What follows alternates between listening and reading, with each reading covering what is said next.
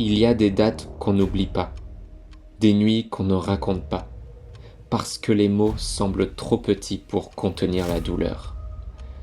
Le 13 novembre 2015, Paris s'est arrêté de respirer. La ville des Lumières s'est assombrie. Le monde entier a retenu son souffle. 10 ans ont passé. Le temps a fait son œuvre, sans tout effacer. Certains ont pardonné, d'autres pas. Certains ont retrouvé la paix, d'autres cherchent encore. Mais une chose demeure, la lumière, celle qu'aucune nuit n'a réussi à étouffer.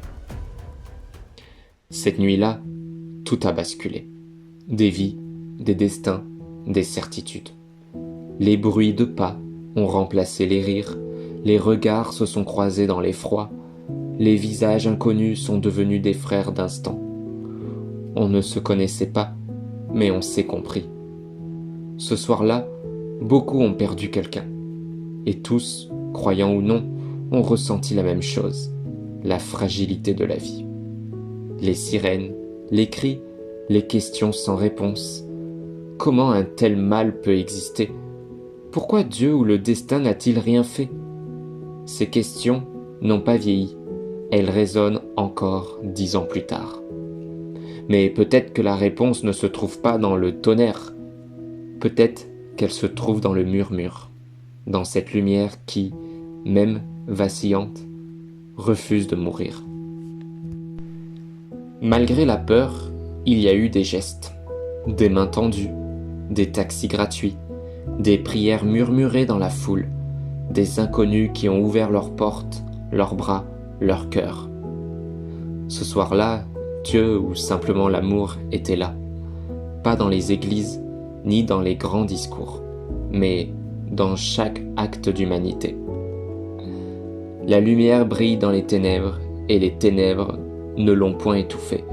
Jean chapitre 1 verset 5. Cette phrase pour certains, c'est de la foi. Pour d'autres, c'est de la poésie. Mais pour tous, c'est une vérité vécue. La lumière a pris 1000 formes. Le courage d'un survivant, le regard d'un médecin, le chant d'une foule unie, place de la République. Même quand tout semblait perdu, la vie a résisté. 10 ans après, le bruit s'est tu, mais les blessures, elles, parlent encore. Les survivants racontent le silence des nuits, les bruits soudains qui réveillent la peur, le vide qui persiste malgré les sourires retrouvés. Certains ont reconstruit, d'autres survivent encore à l'intérieur. Et pourtant, même dans la douleur, quelque chose pousse, une force discrète mais réelle. Dieu ne supprime pas la mémoire, il transforme les cicatrices en lumière. Chaque témoignage, chaque larme, chaque geste posé depuis est devenu une flamme dans la nuit. Ces flammes réunies forment aujourd'hui un grand feu de mémoire et d'espérance. Aujourd'hui, 10 ans plus tard, on se souvient. Mais on ne regarde plus seulement en arrière, on regarde aussi en dedans. Le 13 novembre n'est plus seulement une date tragique, c'est un miroir. Il nous interroge. Qu'avons-nous appris? Sommes-nous devenus plus humains? Ou avons-nous laissé la peur pour diviser? Chaque année, des bougies se rallument. Chaque flamme dit la même chose. Tu peux blesser, mais tu ne peux pas éteindre la vie. Le 13 novembre, ce n'est pas une commémoration triste, c'est un rappel. Celui que, même dans la nuit la plus noire, la lumière a toujours le dernier mot. 10 ans plus tard, le monde n'est pas plus simple. Les guerres, les violences, la peur circulent encore. Mais chaque être humain reste libre de choisir.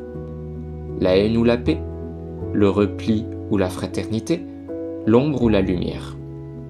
La haine, c'est facile, c'est immédiat, mais elle détruit lentement celui qui la porte.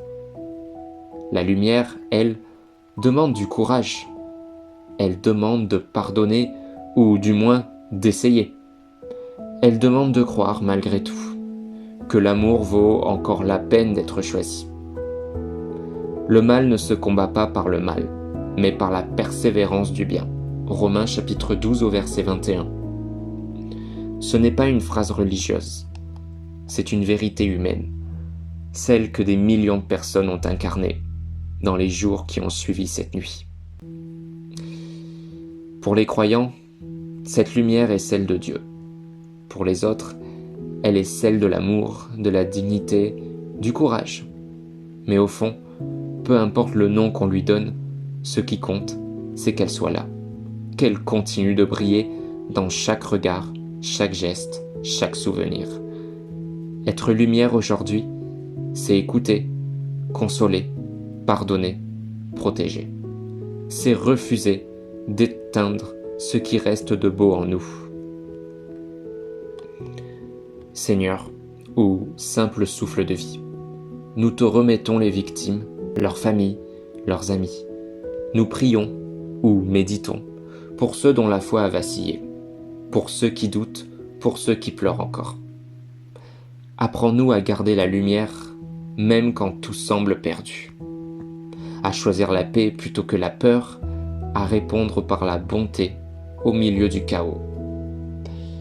Que cette flamme continue de briller dans nos villes, dans nos mémoires et dans nos cœurs.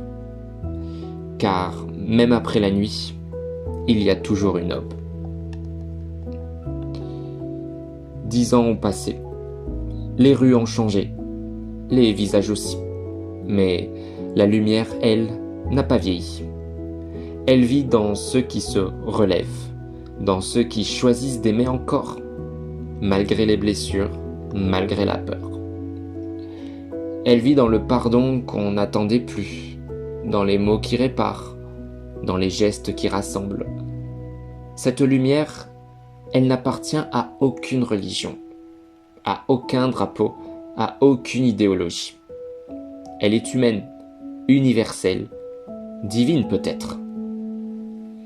Elle se transmet de cœur en cœur, comme une flamme qu'aucun vent ne peut souffler.